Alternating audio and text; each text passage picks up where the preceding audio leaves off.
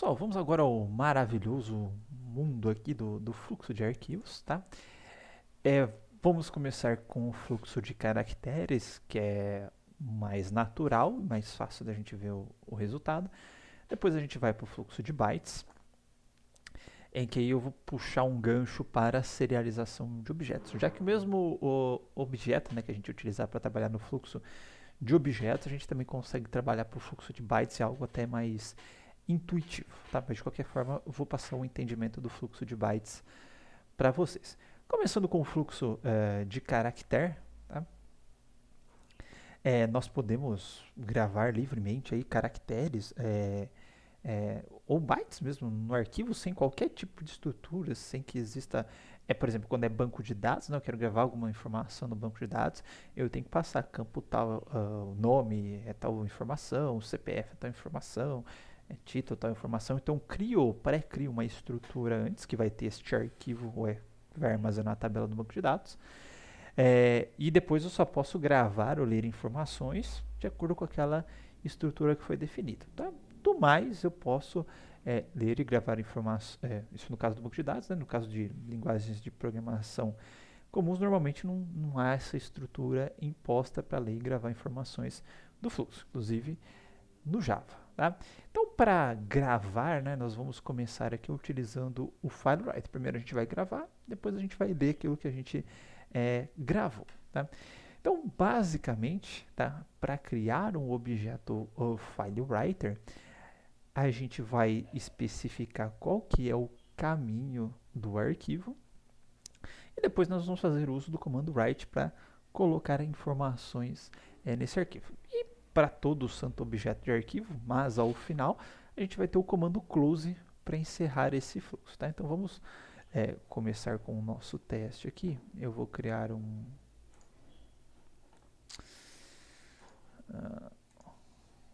projeto da aula 14.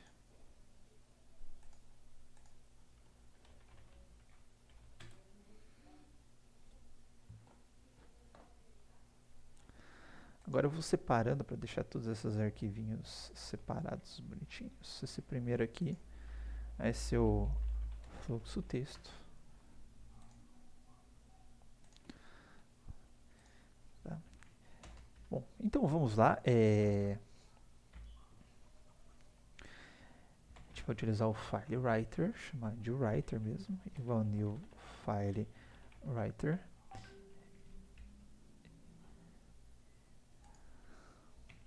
E aqui eu vou passar o caminho do arquivo, tá? Esse caminho ele pode ser relativo ou absoluto, tá? O que significa o caminho absoluto? Significa que eu vou informar todo o caminho na onde eu quero gravar essa informação. No caso, eu vou querer gravar, no caso que é o writer, né? Eu vou querer gravar esse arquivo. Então vamos supor que eu queira gravar no /home /rafael /teste teste.txt. Então informei todo o caminho desde a raiz, tá, até de todos os subdiretórios consequentes a partir do diretório raiz até o diretório final, que é o teste, e o nome do arquivo não quero que eu fale. Então o caminho absoluto é o caminho completo. Tá? Então posso fazer uso disso, depois eu vou passar qualquer alternativa ao caminho absoluto, que é o caminho relativo. Perceba que a hora que a gente cria este fluxo aqui, tá? Ele já dá um unreported exception IO exception. Então, como eu falei, quando a gente for na aula de exceptions, né? Quando a gente fosse trabalhar com arquivos, arquivos lançam exceções declaradas. Então, nós vamos precisar lidar com elas. Então, NetBeans dá... Opa!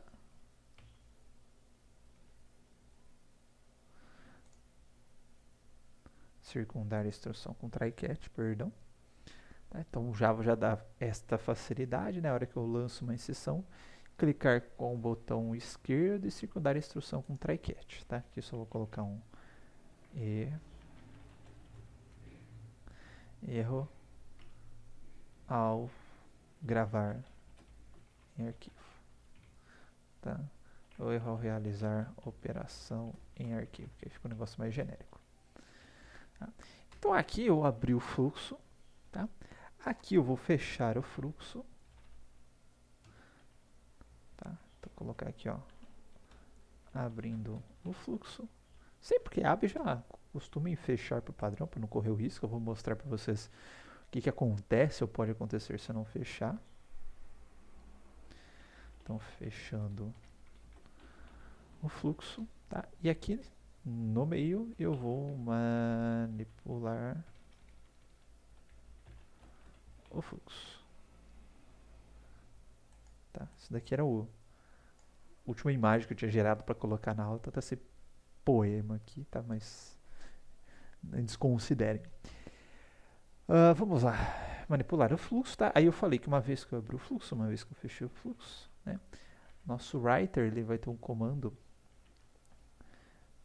chamado de write, tá? E nesse write eu posso passar tanto um inteiro correspondente ao caractere, caso eu queira ir colocando de caractere por caractere, tá? Ou posso passar um vetor de caracteres, que é uma string, né? Ou ainda posso passar string direta que eu quero gravar. Vamos passar string, né? Por questões de facilidade. Então vamos lá, programação /n, aí eu vou dar um outro write orientada, um outro write objetos.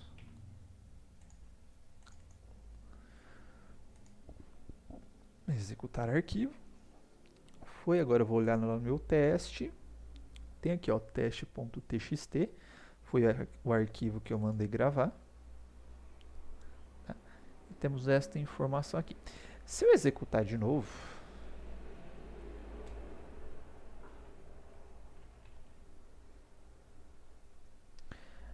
desculpa, salt, arquivo gravado com sucesso. Executei de novo, arquivo gravado com sucesso. Se eu for aqui abrir de novo, é o mesmo conteúdo do arquivo, que não amplia, né, meu filho? Tem zoom? Não tem zoom.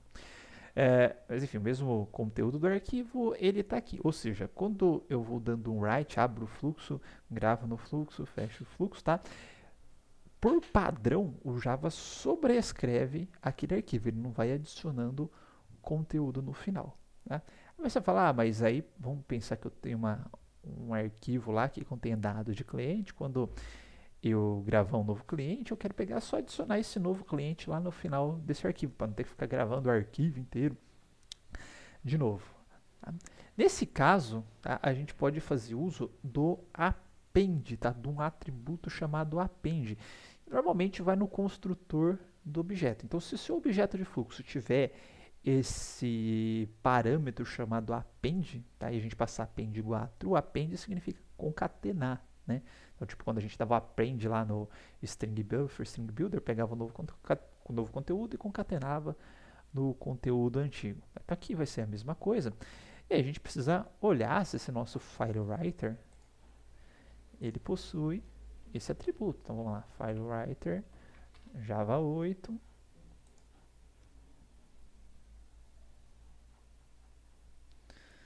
Ó, ele tem um construtor que é o file, a gente não viu, a gente vai vir, né? Mas com string, que é esse que a gente usou agora.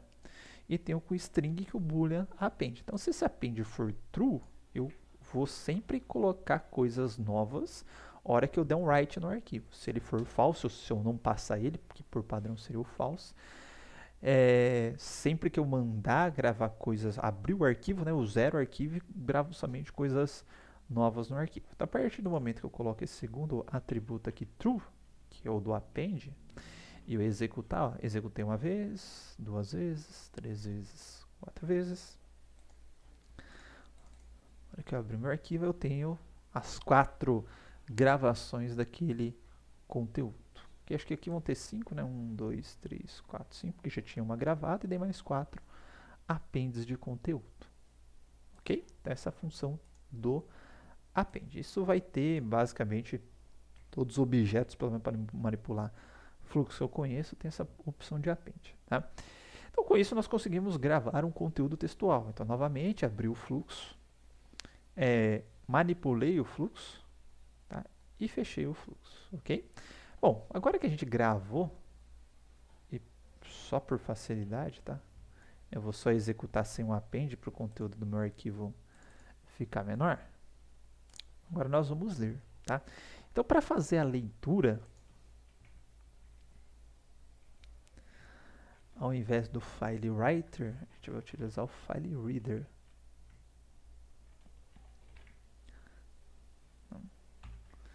Importar reader. Importei o file reader, obviamente que ele não tem esse método, mas a única coisa que eu estou tendo que alterar agora é a manipulação do fluxo, porque a abertura do fluxo, tem ali a linhazinha de abertura do fluxo, o fechamento do fluxo continuou e agora eu vou precisar manipular esse fluxo. Deixa eu só baixar um pouquinho essa câmera aqui, que ela tá meio... Aí, agora vocês veem minhas mãos. Bom, tá para manipular o fluxo, né? Se a gente coloca agora na writer, só por questões de semântica, vou chamar de reader. Vou colocar o reader aqui, colocar um pontinho, tá? Opções que ele tem de leitura aqui, este read, tá?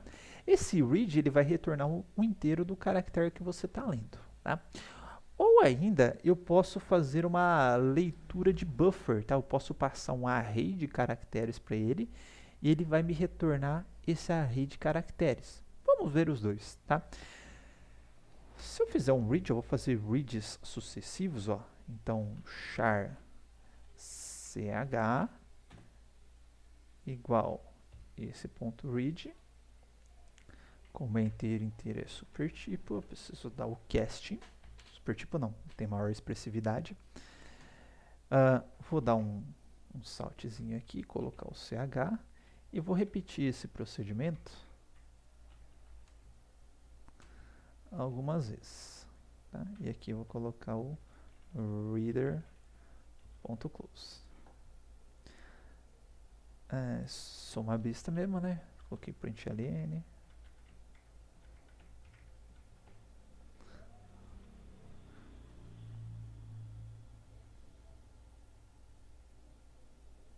Nossa, puta susto, Jesus. Lá N. Aí, tá. Então, esse arquivo gravado com sucesso é a última mensagem, né? E aqui eu fiz 4 leituras, né? Então, 1, 2, 3, 4 leituras com o método read, que retorna o inteiro correspondente ao caractere do arquivo. E fui dando os printzinhos desses caracteres na tela. Okay? Só que, beleza, né? Se o meu arquivo tiver 100 caracteres, eu não vou fazer 100 reads. Se ele tiver 1 milhão de caracteres, eu não vou fazer 1 milhão de reads no código. Obviamente, eu vou ter uma estrutura de repetição para fazer esse tipo de coisa, tá? Então, vamos fazer uma estrutura de repetição para isso, tá? Só que aí, a minha estrutura de repetição, normalmente, ela tem que ter um controle, né? Para continuar repetindo ou parar de repetir. Qual que é esse controle, tá? Quando eu ler um caractere de final de arquivo, lembra do fluxo, né? Tem os caracteres, as informações bonitinhas. Depois, na hora que eu chego no final do arquivo, eu tenho uma marcação ali para me falar que é o final do arquivo. Eu falei que essas marcações, elas podem se dar de diferentes formas. Nesse caso, a marcação de final de arquivo é dada pelo valor inteiro menos 1. Então, se eu fizer uma leitura e der menos 1, significa que eu atingi o final do arquivo. Vamos ver então, ó. Então, eu vou dar um char ch igual. E vou fazer a primeira leitura, porque às vezes pode ser que o meu arquivo esteja em branco, tá? Vou colocar aqui, ó, header read. Esqueci de converter. Tá? E aí, ó, se por um acaso, tá?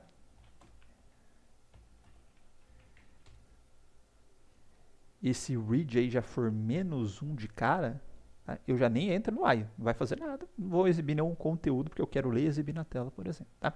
E caso não seja, eu vou colocar qual que é o meu caractere e vou ler o próximo caractere. Aí, se o próximo caractere for do final de arquivo, né, ele vai vir no while aqui e não vai fazer o corpo na próxima iteração. E se for, né, não for, desculpa, ele entra no while, imprime o próximo caractere e vai fazendo isso. Né? Só para a gente ver. Eu acho.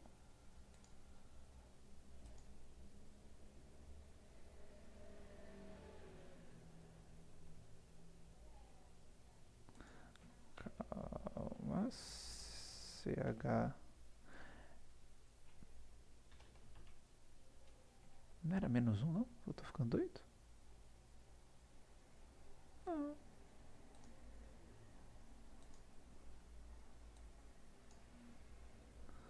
Ponto CH.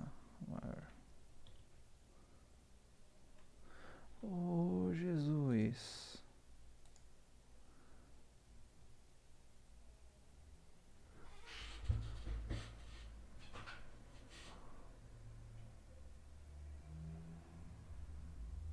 Ah, meu filho. Eu que tô ficando doido. Primeiro eu leio inteiro, comparo o valor inteiro. E aí depois. Senão ele vai dar pau mesmo nessa conversão do char. Foi eu que fiquei. Desculpa a falha, tá? Bom, primeiro eu leio o valor inteiro, comparo o valor inteiro, depois eu faço a conversão pro char, né? Provavelmente na hora de eu converter esse char para -1, ele está transformando, pode estar voltando na tabela ASCII, colocando aquele caractere bagunçadinho lá, então tá certo, tá? Primeiro eu faço a leitura do inteiro, comparo o valor inteiro, se for maior ou igual a zero, porque no caso se for final de arquivo ele vai retornar -1, e imprimo o caractere na tela, ou concatena numa string, zona, enfim, o que vocês quiserem, tá? Então com isso a gente faz a leitura aqui do arquivo texto, tá? Lendo caractere por caractere. Ele tem uma outra opçãozinha do método read,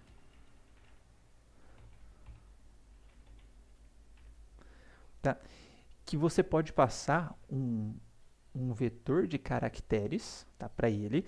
Aí ele vai ler essa informação e gravar as informações do arquivo texto, caractere por caractere, nesse vetor de caracteres, tá? E mesmo assim, ó, ele retorna um valor inteiro, tá? Que vai ser negativo, né? Se ele atingiu o final do arquivo, você tem caracteres para ler, e positivo, tá? Se ele está lendo algumas coisas. Então, ó, retorna the number of characters read, que é o valor inteiro, ou -1 se você atingiu o final da string, tá? Então, só para a gente fazer um testezinho aqui, ó, char caracteres igual new char. E aqui eu passo o tamanho de quantos caracteres vai ter esse meu bufferzinho de caracteres. Vamos supor que eu quero ler de 10 em 10. Tá? Aí vai ser a mesma coisa, ó, caracteres. Tá? Só que aqui eu vou chamar de len. Tá? Enquanto este len for maior ou igual a 0, tá? Que é o valor de retorno, se for -1 vai, eu vou imprimir esses caracteres na minha tela. E aí, novamente, faço a próxima leitura. Tá? Só que agora, em vez de caractere por caractere, eu estou jogando tudo num array de caracteres.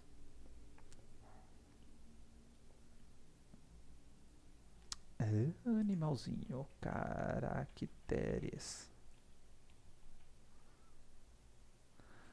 Tá? Eu esqueci de colocar para ler no vetor de novo e jogar para dentro do vetor.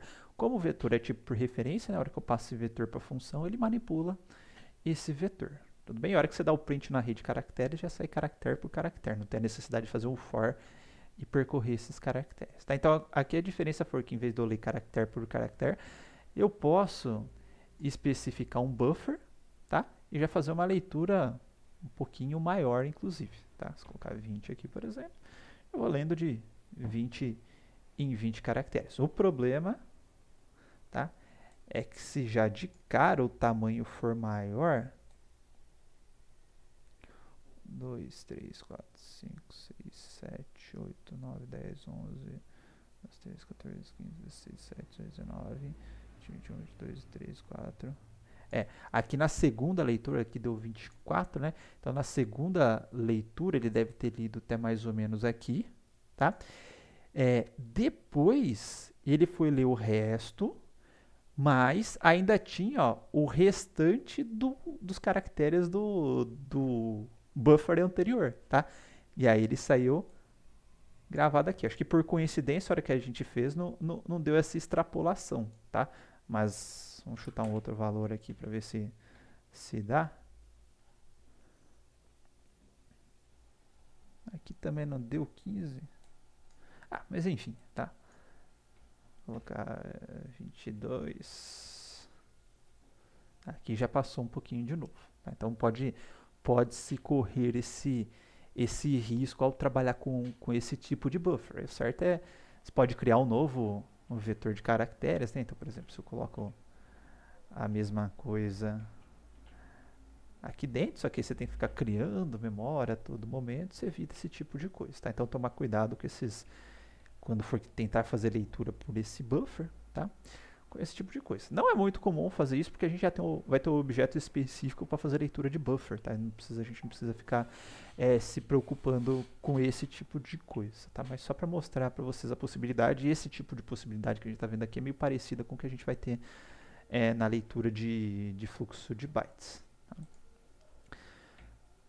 Bom, fizemos aqui o exemplo do file reader, bonitinho. Tá? Tá. Aqui eu coloquei um exemplo, tá, da gente utilizando o scanner para fazer a leitura. Tá? Então, ao invés do file reader aqui, tá? Eu vou colocar aqui, ó, leitor igual new scanner. Tá? E no scanner, inclusive quando a gente está utilizando o scanner normal, não é por padrão a gente colocar o close, tá? Você pode colocar. É que eu sempre esqueço de colocar quando é teclado, que não vai ficar nenhum tipo de informação faltando, e ao encerrar o programa, o Java encerra para você, e normalmente a gente só abre um teclado. Mas você pode fechar o fluxo do teclado também, tá? E aqui a gente pode passar Opa! Cadê? Passar o meu teste aqui.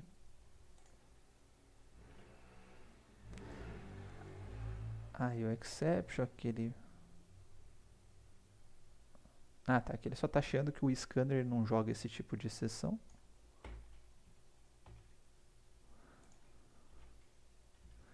Não jogou por enquanto, mas vai jogar. E aí eu posso fazer a leitura do scanner, tá? Da seguinte forma, se eu pegar lá o meu leitor, quando a gente quer linha a linha, né? A gente pega leitor.next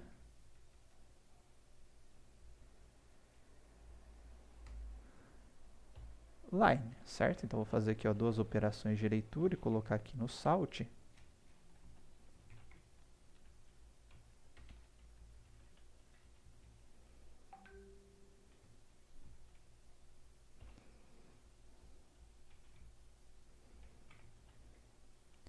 Vou fazer a mesma coisa aqui embaixo.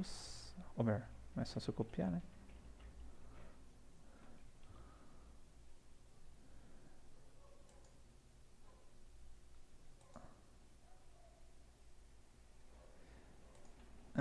Peraí, desculpa, ele só vai funcionar com... Achei que ele funcionava normal. Esqueci desse detalhe aqui. Já vou explicar aqui que esse new file aqui é um objeto que a gente vai ver, tá? Dá certo. Mas a gente precisa desse objeto aqui no construtor do scanner para identificar que é fluxo de arquivo, tá? Fala, nossa, precisa do new file. Agora sim ele está lançando o try catch. Agora faz sentido. Ctrl Alt F, Ctrl Shift F. Caramba.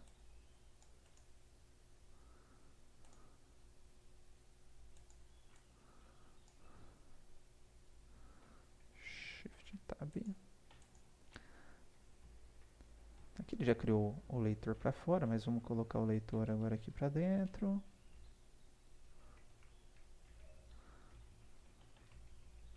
Como o leitor está para fora agora, eu posso fazer aquele bloco finally e colocar aqui. Tá? Só que eu tenho que garantir um valor inicial para ele. Bem, na verdade, esta é a maneira mais correta de se fazer. Tá? Beleza, agora saiu a programação e orientada, tá? Só que aí, novamente, eu estou fazendo scanner, eu estou forçando as linhas que eu quero ler. E se eu quero fazer algo automático com o scanner, tá? Para ler as linhas. Então, eu posso ter um while aqui. E aí ele tem um método, o meu leitor, que é o hasNext, tá? No caso aqui, eu quero saber se ele tem uma próxima linha para ser lida. Ele tem próxima linha para ser lida? Tem. Então, eu vou retornar a próxima linha. Aí vou iterar no for de novo. Tem próxima linha a ser lida? Tem. Vou iterar a próxima linha e assim por diante, tá? Agora nós temos a leitura inteira do objeto feito com o scanner. Então perceba que a questão do fluxo, né? Anteriormente o scanner estava com fluxo para o teclado.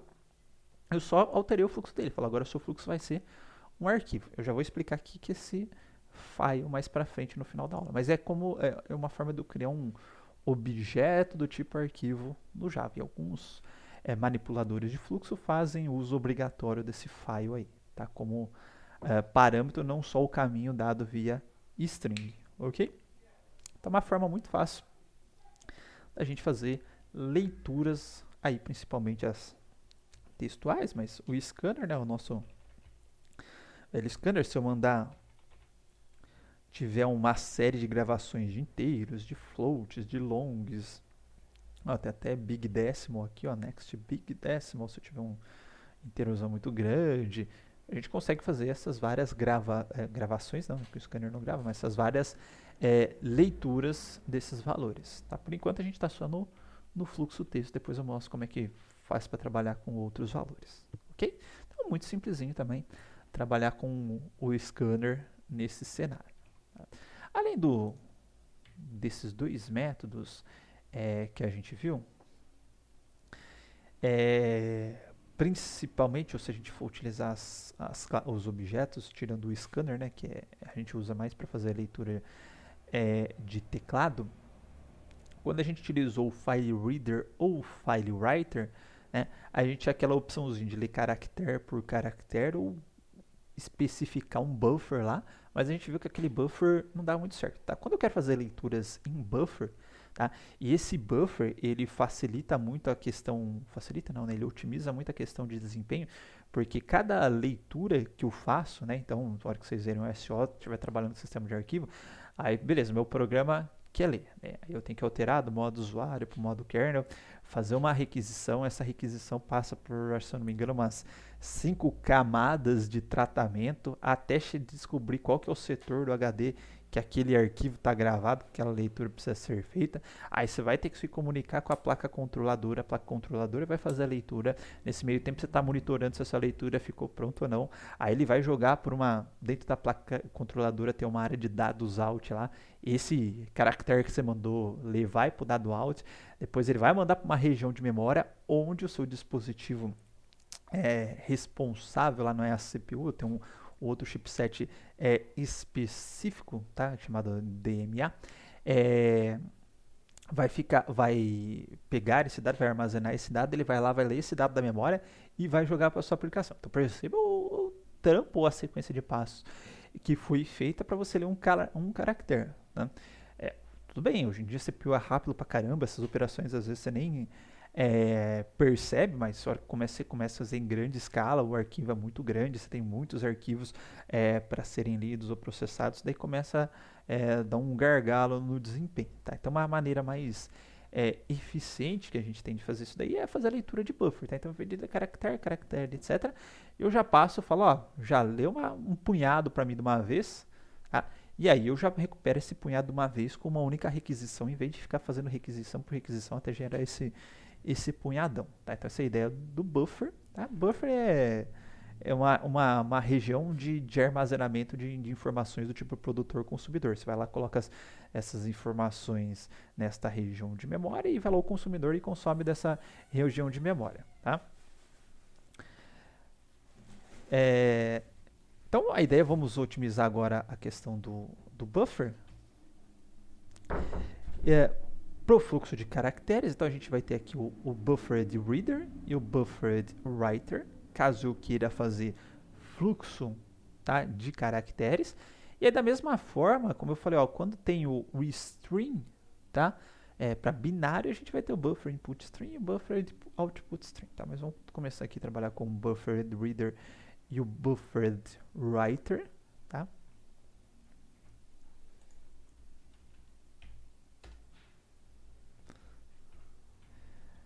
E agora eu vou fazer o mesmo procedimento que eu tinha feito anteriormente para gravar aquelas informações no arquivo, né?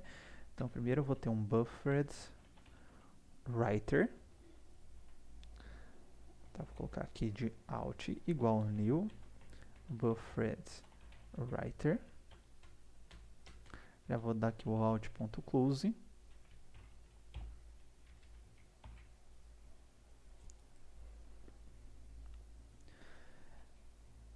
E para criar esse buffered writer, tá, se a gente pegar a documentação dele, eu não consigo criar ele diretamente, ou só passando aquele path, né, que a gente tinha no file writer. Então, vou colocar aqui Java 8.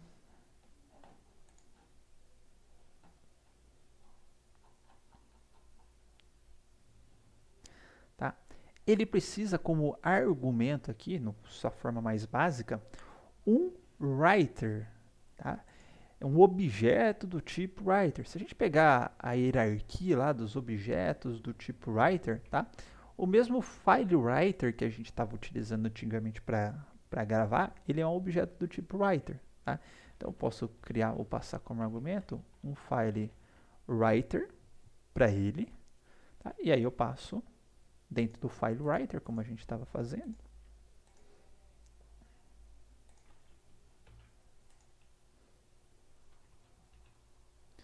Eu passo o caminho do arquivo, ok? Então, mesma coisa que a gente tinha feito anteriormente, né? Dava um new file writer, mas tinha um file writer aqui. Aqui eu estou trabalhando com buffer, tá? Então o buffer ele vai fazer uso daquele file writer. Para a hora que eu estou dando o out, ele mesmo vai acumulando aqueles write que eu estou dando e depois joga tudo de uma vez. Não tudo de uma vez, né? Mas em grandes porções para o arquivo para economizar a escrita, tá? Depois para fazer a leitura vai ser a mesma coisa. Bom, aqui ele está chiando, né? Vamos circundar a instrução com try catch. Igual undo. Vou colocar o finally. Out.close. Aqui o out.close vai dar com o try catch. Vou facilitar, vai.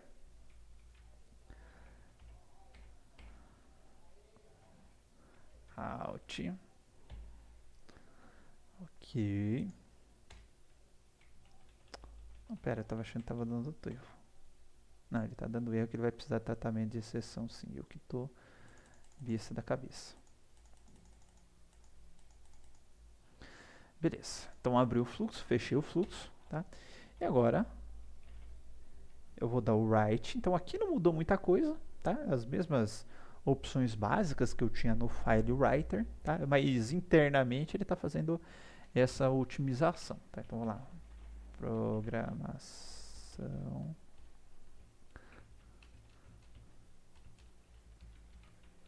vou colocar os barra N da vida aqui, né?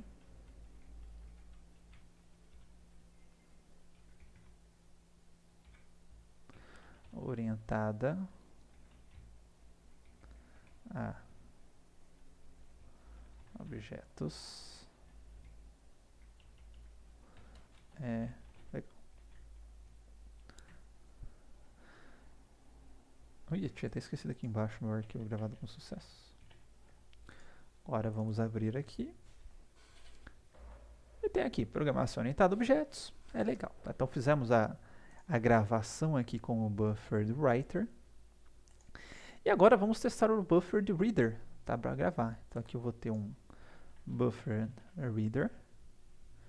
Buffered reader. E no final, ou no lugar, desculpa, do file writer, eu vou ter o file reader. E agora eu vou fazer a leitura, tá? Dentro desse nosso route, não. Vai ser o win. Dentro desse win, a gente tem as mesmas opções de buffer, tá? só que aquela que a gente viu aquela problemática que dá, até porque ele está fazendo uso do file reader, mas a gente tem um readline aqui, que lê linha por linha do arquivo, já traz uma string bonitinha para mim com a linha do arquivo, tá? Então é isso que eu gosto de utilizar. Então como que a gente faz o while desse cara aqui, tá? Vou criar um string linha, eu vou receber a primeira linha dele, tá? E a partir do momento que eu der um readline, esse readline for null, ou seja, esse método me retornar uma string nulo não existe, né? Mas me retornar um nulo, significa que eu atingi o final do arquivo. Então o final do arquivo aqui é dado por meio do nulo. Tá? Deixa eu trocar o in aqui. E agora vamos lá, tá? Então, enquanto essa minha linha ela for diferente de nulo, porque se eu já fiz a leitura, meu arquivo está em branco, tá? Criei, fechei o arquivo bonitinho, não tem nada para ler. Já li, já está no final do arquivo. Daí entra no while, caso contrário, eu vou dar um salt aqui na tela. E a minha linha, tá? Vou colocar mais o /n. E vou ler a próxima linha. Então, linha em ponto .readline. Tá? Coloquei o /n só para ficar mais espaçadinho. Ah, não ficou legal não. Achei que ia ficar mais bonitinho. Então vai só linha por linha. Não. Eu já tava com o print ln, cabeçudo. Esqueci desse detalhe, tá? Detalhe. Vou colocar sem o print ln pra gente ver. Sem o print ln, ele lê até o final da linha e suprime o /n do final. Tá? Então, se quiser ler ou se você quiser gravar essa informação em outro arquivo, não esqueça de colocar o /n aqui no final. Tá, ok? Então, essa é a leitura e o fluxo básico que a gente tem para objetos. Com o File Reader e o File Writer, que não tem essa habilidade, vamos dizer assim, de buffer, apesar de eu poder forçar a leitura do buffer com o char, mas a gente viu que pode dar uma pequena caquinha, tá? A gente tem os buffers e vimos também como utilizar o scanner. Tá? Deixa eu só ver se eu não... Ah, legal. Tá? Duas observações que eu coloquei aqui é que o buffer ele pode aumentar significativamente o desempenho, né? Não só a relação número de acesso à memória, cabeçudos.